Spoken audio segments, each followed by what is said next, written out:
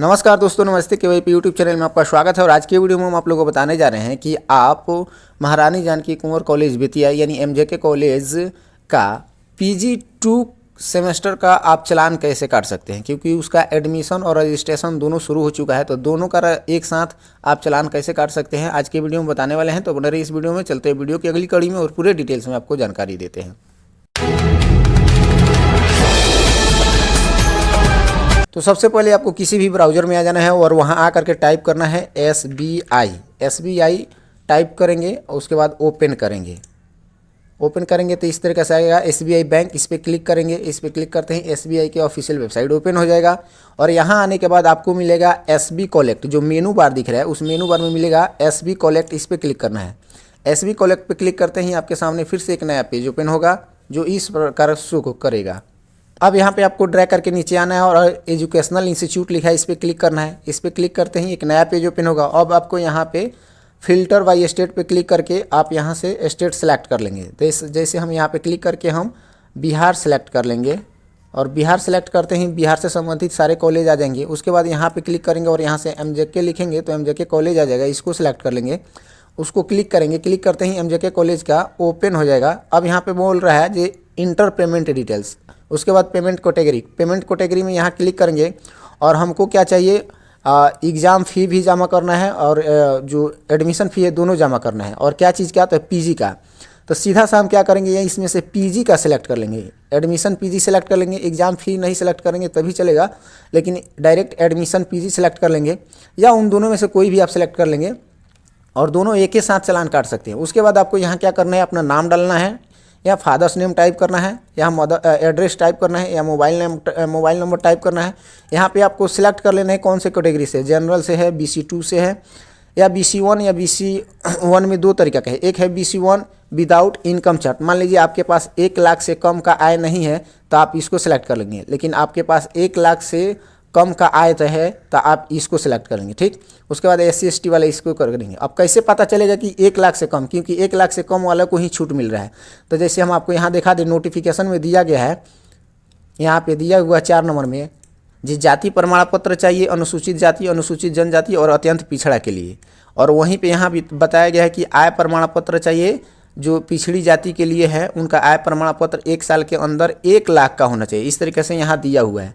ठीक, इसीलिए हम बोले हैं कि आपको अगर 1 लाख से कम का आपके पास आय है तो अब आप क्या करेंगे, यहाँ जो सेकेंड वाला है EBC विथ इनकम चार्ट, इसको सेलेक्ट करेंगे। अगर नहीं है तो आप इस वाले को सेलेक्ट करेंगे, फर्स्ट वाले को। ठीक, उसके बाद आप नीचे जाएंगे तो यहाँ पे आपसे सेशन पूछेगा, आपका कौन सा सेशन है। तो अभी जो सेशन का चल रहा है वो 2024 टू 2026 चल रहा है। तो सेशन आपका 2024 टू 26 है, तो इसको लिख देंगे 24 टू 26। उसके बाद यहाँ स्ट्रीम क्या है आपका, आर्ट्स कॉमर्स साइंस जो भी है उसको सेलेक्ट कर लेंगे। उसके बाद सेमेस्टर क्या है, तो सेमेस्टर आपका 2 चल रहा है, सेकेंड सेमेस्टर चल रहा है, क्योंकि 4 सेमेस्टर का होता है, 2 साल का कोर्स होता है। तो आपका सेकेंड सेमेस्टर चल रहा है तो सेकेंड सेमेस्टर सेलेक्ट कर देंगे। यहाँ पे रोल नंबर डाल देंगे।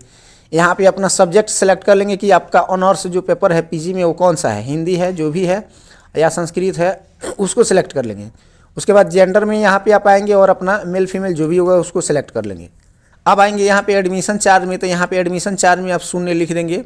उसके बाद ट्यूशन फ़ी में आप यहाँ करके 0 लिख लेंगे, मतलब 0 जो वाला ऑप्शन सेलेक्ट कर लेंगे। यहाँ मिसलेशन फ़ी जो है उसको भी 0 कर दीजिए। और यहाँ अदर फ़ी है, अदर फ़ी आप यहाँ डाल दीजिए, 0 भी डाल सकते हैं यहाँ पे अदर फ़ी में भी। और टोटल एडमिशन फ़ी जो है यहाँ डाल सकते हैं, लेकिन अदर फ़ी में हम कहेंगे क्या डालने के लिए। तो जैसे कि आप देख लीजिए यहाँ 2 चीज़ दिया है, 2 फ़ी दिया है।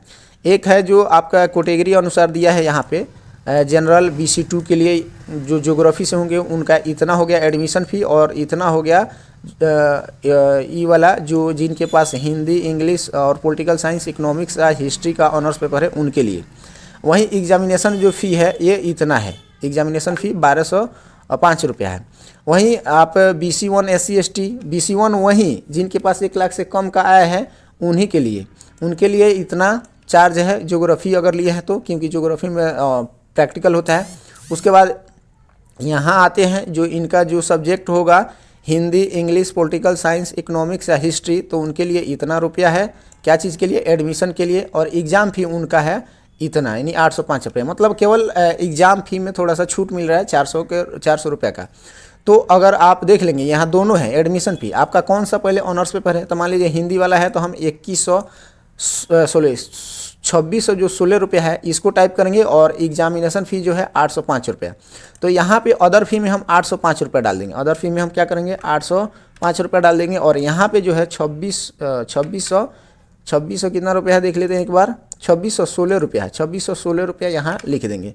और लिखने के बाद यहाँ क्या करेंगे शून्य डाल देंगे। उसके बाद ये टोटल ऑटोमेटिक हो जाता है, ये दोनों टोटल ऑटोमेटिक हो जाएगा। यहाँ रिमार्क्स में आपको क्या करना है, रिमार्क्स में आपको दे देना है PG second semester admission fee and examination fee payment, इतना लिख करके आप नीचे आ जाएंगे। फिर यहाँ पे अपना नाम डालेंगे, यानी जो कैंडिडेट है उनका नाम डालेंगे, उनका मोबाइल नंबर जो ऊपर डाले हैं वहीं डालेंगे, यहाँ पे ईमेल आईडी डालेंगे। उसके बाद यहाँ चेक बॉक्स पे क्लिक करेंगे, और उसके बाद इस कैप्चा कोड को डाल करके यहाँ हम नेक्स्ट पे क्लिक करेंगे।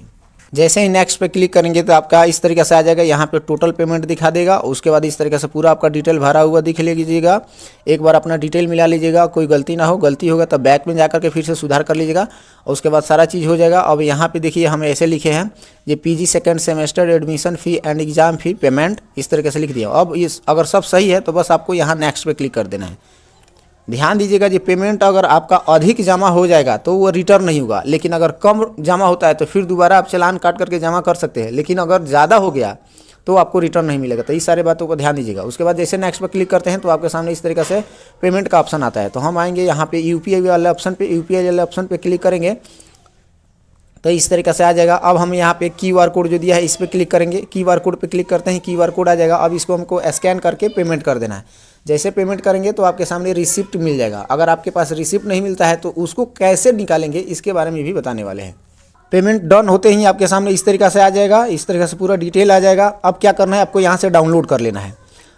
डाउनलोड कर लीजिए या प्रिंट कर लीजिए, जैसे भी हो वैसे कर लीजिए। अगर डाउनलोड कर लेते हैं तो ठीक है, नहीं तो यहाँ से प्रिंट कर लीजिए। अब मान लीजिए अगर आपके पास नहीं आया तो क्या कीजिएगा, मान लीजिए आप पेमेंट किए, उसके बाद आपका चालान भी कट गया, पेमेंट भी हो गया, लेकिन रिसिप्ट नहीं मिला, रिसिप्ट हट गया, तो क्या करेंगे। उसके लिए आपको फिर से आपको SBI बैंक के ऑफिशियल वेबसाइट पे आना होगा। जैसे हम बता देते हैं, यहाँ डालिएगा SBI लिख करके सर्च कीजिएगा। उसके बाद आप SBI बैंक को ओपन कीजिएगा। उसके बाद यहाँ SBI कॉलेक्ट लिखा है, इस पर क्लिक कीजिएगा। इस पर क्लिक करते हैं, इस तरीके से इंटरफेस आ जाएगा। अब आपको क्या करना होगा, यहाँ देख रहे हैं जो ट्रांजैक्शन हिस्ट्री लिखा है, इस पर क्लिक करना है। इस पर क्लिक करते ही आपके सामने आ जाएगा जो मोबाइल नंबर दिए थे, या एक रेफरेंस नंबर जाता है। जैसे आपका चालान कट जाता है तो एक रेफरेंस नंबर जाता है उस मोबाइल नंबर पे, मैसेज में या ईमेल आईडी पे भी जाता है। तो उसको यहाँ रेफरेंस नंबर डाल करके और उसके बाद सेंड OTP पे क्लिक करेंगे तो मोबाइल नंबर पे, रजिस्टर्ड मोबाइल नंबर पे OTP जाएगा। यहाँ OTP डाल करके सबमिट कीजिएगा तो फिर से डाउनलोड कर लीजिएगा। दूसरा उपाय, अगर रेफरेंस नंबर नहीं मिलता है तो आप यहाँ मोबाइल नंबर जो है, मोबाइल नंबर डाल करके यहाँ पे मोबाइल नंबर डालिएगा और सेंड OTP पे क्लिक करके OTP जाएगा, OTP यहाँ डाल करके सबमिट करके यहाँ से आप निकाल लीजिएगा। तो इस तरीक़ा से आप उसका चालान निकाल सकते हैं अगर किसी कारणवश अगर पेमेंट कट जाता है और चालान नहीं मिलता है तो आशा है कि इस वीडियो के माध्यम से आप समझ गए होंगे कि कैसे आप महारानी जानकी कुंवर कॉलेज बेतिया यानी MJK कॉलेज बेतिया का PG सेकेंड सेमेस्टर का ऑनलाइन चालान काट सकते हैं। तो आज की वीडियो में इतना ही, फिर मिलते हैं अगले वीडियो में नई जानकारी के साथ। तब तक के लिए बहुत बहुत धन्यवाद। अगर आप मेरे YouTube चैनल पर नए हैं तो चैनल को सब्सक्राइब कर ले, बगल में दिए हुए बेल आइकन को दबा दें, और अपने दोस्तों और साथियों को सहायता करना चाहते हैं तो इस वीडियो का लिंक उनके पास भेज दें कि वो अपने से काट ले, क्योंकि कल दूसरे के पास जाने पर, साइबर कैफ़े वाले के पास जाने पर 200-400 रुपये एक्स्ट्रा लोग लेते हैं।